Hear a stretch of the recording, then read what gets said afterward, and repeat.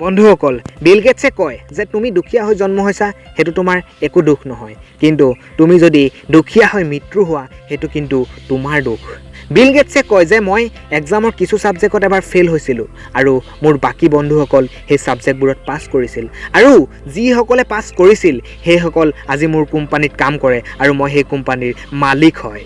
বন্ধুসকল, ৰতন টাটাই কয় যে মই শুদ্ধ নিৰ্ণয় ল'বলৈ বিশ্বাস নকৰোঁ, মই নিৰ্ণয় লওঁ আৰু শুদ্ধ বুলি প্ৰমাণ কৰি দিওঁ। বন্ধুসকল, স্বামী বিবেকানন্দই কয় এটা বিচাৰ লোৱা আৰু সেই বিচাৰটোক নিজৰ জীৱন বনাই লোৱা, তাৰ বিষয়ে ভাবা, তাৰ সপোন চোৱা, সেই বিচাৰটোক লৈ জীৱন গঢ়া, নিজৰ মস্তিষ্ক নিজৰ শৰীৰৰ হিৰে হিৰে সেই বিচাৰটোক ডুবি যাব দিয়া আৰু বাকী বিচাৰবোৰক ছাইডত ৰাখি দিয়া। সেইটোৱেই সফল হোৱাৰ এটা ভাল উপায়। দিয়ৰ ৰাস্তা বনাই থোৱা নাথাকে, স্বয়ং তাক বনাব লাগে। যোনে যেনেকুৱা ৰাস্তা বনায় তেনেকুৱাই তাৰ ফল ভোগ কৰে।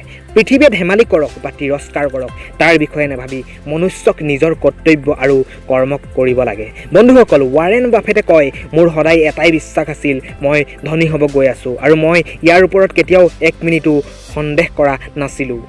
বন্ধুসকল, ৱাৰেন বাফেটে কয় মই 7 ফুট দূৰত্বক লক্ষ্য নকৰোঁ, মই মাত্ৰ এফুট দূৰত্বকহে লক্ষ্য কৰোঁ আৰু তাক পাৰ কৰি লওঁ। তোমাকো তোমাৰ জীৱনত 100টা কাৰণ নালাগে, বাছ মাত্ৰ এটা কাৰণেই দৰকাৰ, যিটো কাম তুমি কৰিব বিচাৰিছা। আৰু জীৱনৰ সফল হ'বলৈ বহুত দৰকাৰ নাই, মাত্ৰ এটা কাৰণেই তোমাৰ কাৰণে যথেষ্ট। বন্ধুসকল, ডক্টৰ এপিজে আব্দুল কালামে কয় মই এজন হেণ্ডচাম মানুহ নহয়, কিন্তু মোৰ হেণ্ড সেইসকল মানুহক দিব পাৰোঁ যাৰ বাবে মই প্ৰয়োজন হয়। সুন্দৰতা হৃদয়ত থাকে, চেহেৰাত নহয়। নিজৰ প্ৰথম সফলতাৰ কথা কেতিয়াও বিশ্ৰাম নকৰিবা, কিয়নো দ্বিতীয়বাৰ যদি আকৌ তুমি ফেইল হৈ যোৱা তেতিয়া বহুত মানুহ এইটো কোৱাৰ অপেক্ষাতে থাকে যে তোমাৰ প্ৰথম সফলতাটো কেৱল এটা টুটকা আছিল।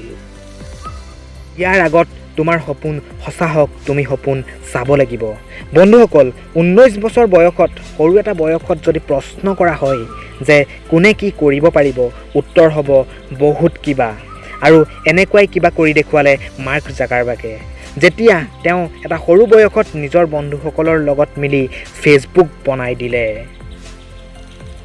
আৰু মাৰ্ক জাকাৰবাৰ্গে কয় সেইটো প্ৰশ্ন মই সদায় নিজক কৰোঁ যে মই কি সেইটো জৰুৰী কাম কৰিছোঁ যিটো মই কৰি আছোঁ।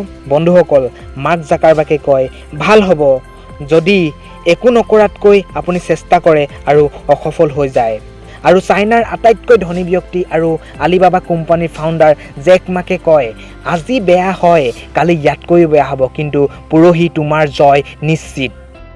আৰু মহম্মদ আলীয়ে কয় মই ট্ৰেইনিঙৰ প্ৰত্যেকটা মিনিটক ঘিণ কৰিছিলোঁ, কিন্তু মই নিজেই নিজক ক'লোঁ হাৰ নেমানিবা, এতিয়া ধৈৰ্য ধৰা আৰু বাকী থকা জীৱন এজন চেম্পিয়নৰ দৰে থাকা।